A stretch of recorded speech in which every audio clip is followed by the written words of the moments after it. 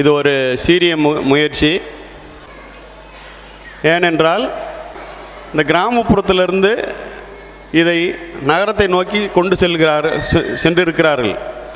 அதற்காக நம்ம கண்டிப்பாக அவங்களுக்கு ஒரு பாராட்டு தெரிவிக்கணும்.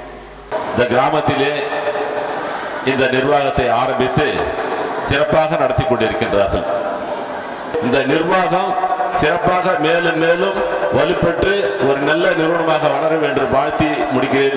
மிக சிறப்பாக நடத்தி கொண்டிருக்கிறார்கள் என்பதில் எந்தவித ஐயமும் இல்லை.